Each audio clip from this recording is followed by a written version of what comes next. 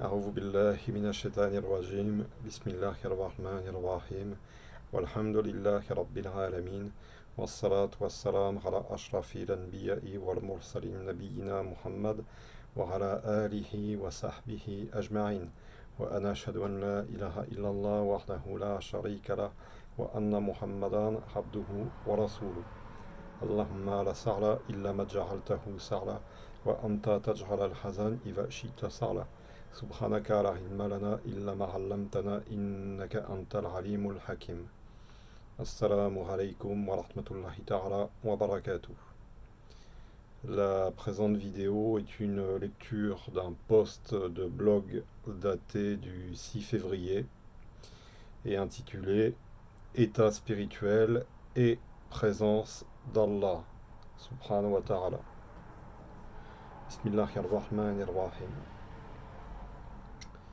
Allah se révèle volontiers aux cheminants par des états, histoire de lui faire goûter sa présence. Ces états, qui sont de purs dons, ne sont pas naturels et s'accompagnent généralement par une extinction des sens physiques, par des visions, etc.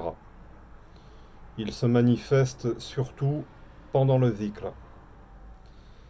Ces états sont surtout donnés aux cheminants débutants, comme des hochets, des sucettes, pour donner envie de persévérer, et ils n'ont pas vocation à durer. Mais c'est hors état que se manifeste vraiment la présence de Allah aux cheminants confirmés, initiés, ou plutôt dans l'état d'éveil normal de tout homme. C'est-à-dire qu'il reste pleinement connecté et éveillé au monde matériel, dans lequel lui apparaît pleinement la présence d'Allah, subhanahu wa ta'ala. Il n'a pas besoin de plonger dans des états extatiques ou de voir des lumières pour être conscient de la présence exclusive de Allah Azza wa Jal. Et c'est ce qui fait qu'il peut donner le change et vivre normalement au milieu des hommes. En apparence, il est avec eux, il interagit avec eux, mais en réalité, il ne voit que Allah par Allah. Ainsi n'a-t-il plus besoin de faire le dhikr pour faire advenir la présence.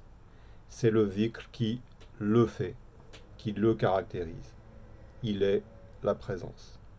Subhana rabbika rabbil izzati amma yasifun wa salamun ala al-mursalin walhamdulillahi rabbil alamin. Assalamu alaikum wa rahmatullahi ta'ala wa barakatuh.